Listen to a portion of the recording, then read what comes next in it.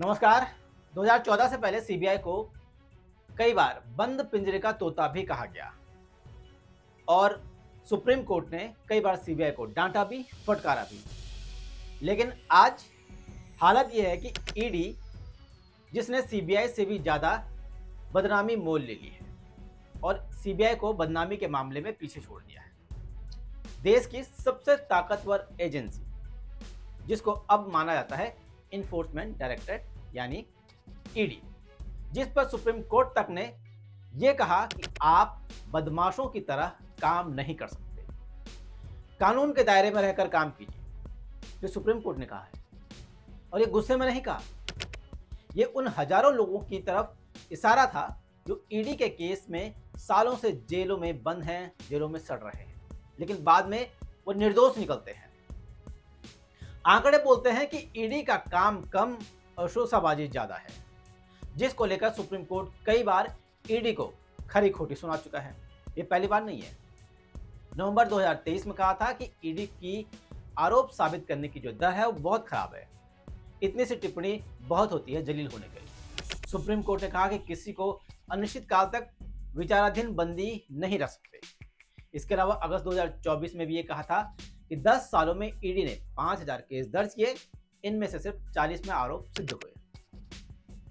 मई 2024 में CGI B R Gavai की पीठ ने तमिलनाडु शराब घोटाले के मामले में कहा कि ईडी ने सारी हदें पार कर दी हैं, या ईडी सारी हदें पार कर रहा है, आप संघीय ढांचे का उल्लंघन कर रहे हैं।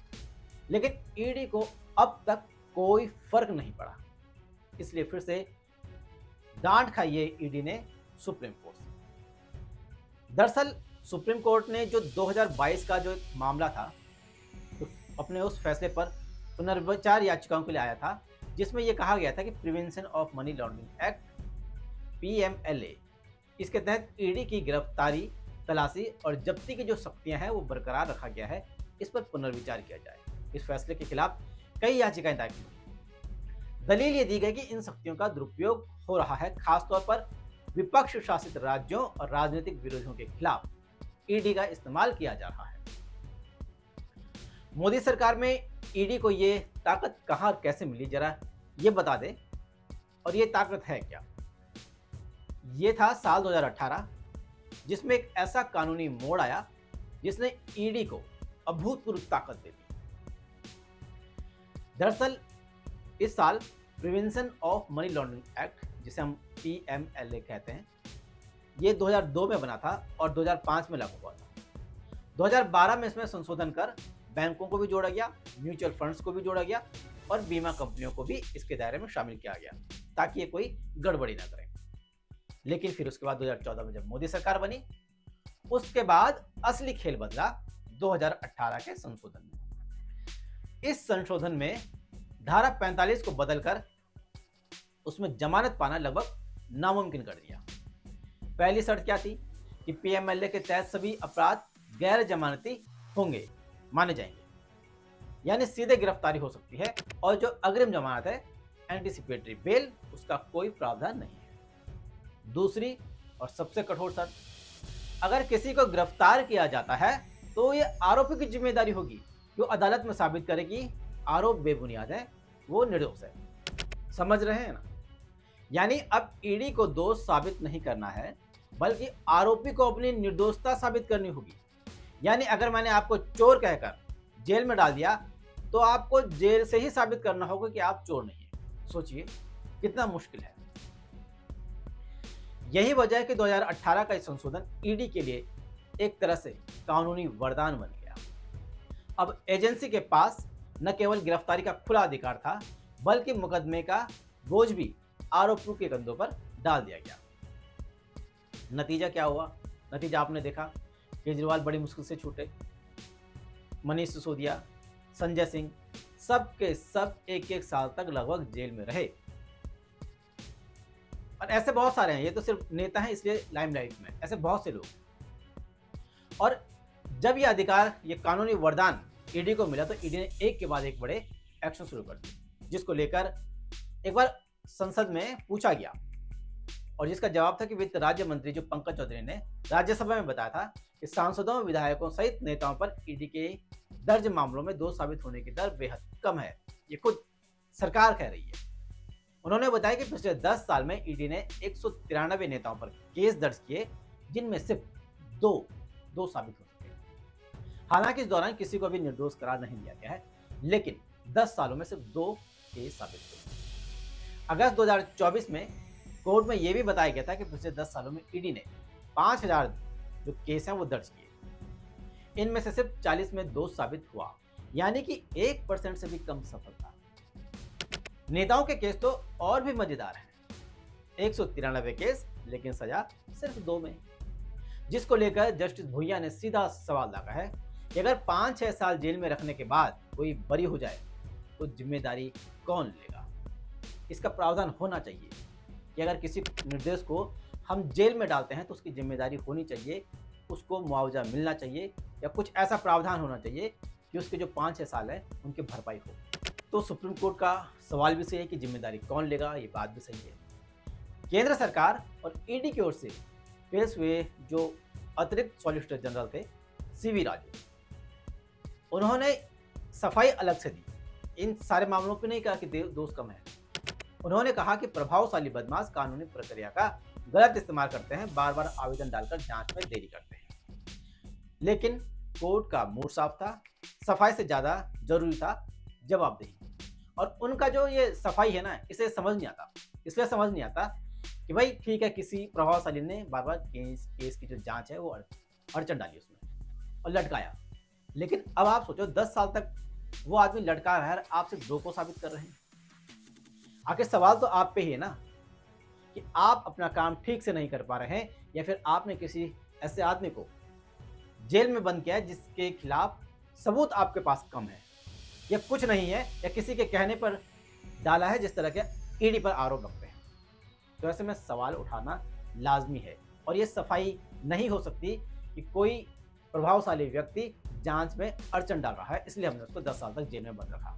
और इसीलिए जस्टिस सूर्यकांत, जस्टिस उज्जवल भुइयां और जस्टिस एन कोटेश्वरन सिंह की पीठ ने सुनवाई के दौरान ईडी से साफ साफ कहा कि आप बदमाश की तरह काम नहीं कर सकते, आपको कानून के दायरे में रहकर ही काम करना होगा। वहीं सुनवाई में ईडी ने यह भी कहा कि मीडिया और सोशल मीडिया पर उसके खिलाफ नकारात्मक छवि बनाने की कोशिश हो रही है। यूट्यूब चैनलों, इंटरव्यू के जरिए एजेंसी को बदनाम किया जा रहा है। इसका पक्ष यूट्यूब वाले बाद में देंगे, लेकिन सीजीआई ने क्या कहा? सीजीआई ने जवाब कड़ा दिया। उन्होंने कहा, जज किसी भी तथाकथित नैरेटिव के प्रभाव में आकर फैसला नहीं करते।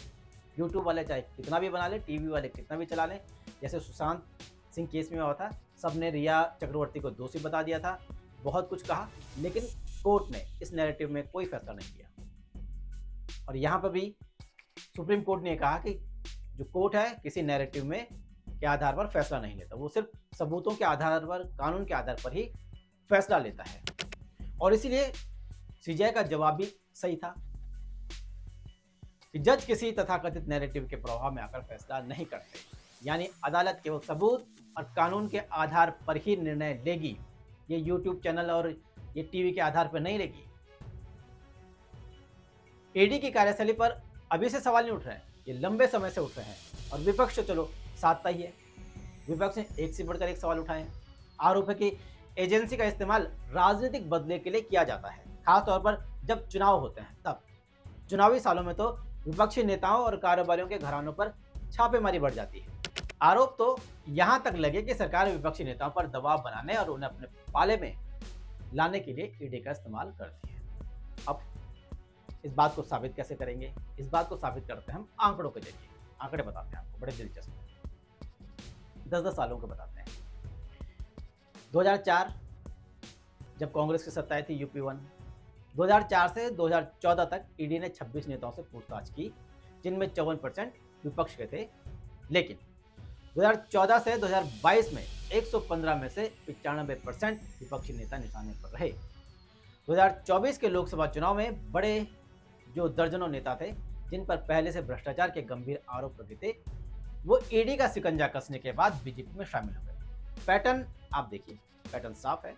पहले केस, फिर बीजेपी में एंट्री, फिर केस ठंडे या बंद। इंडियन एक्सप्रेस की एक रिपोर्ट, जो उन्होंने 2024 में साझा की थी कि 25 बड़े नाम उन्होंने दिए थे और सबसे चर्चित केस था अजित पवार का, जिन पर 70,000 करोड़ के सिंचाई घोटाले और महाराष्ट्र सहकारी बैंक में अनियमितताओं के आरोप थे। लंबी जांच के बाद जुलाई 2023 में एनडीए सरकार में डिप्टी सीएम बने और 2024 में क्लोजर रिपोर्ट दाखिल हो गई।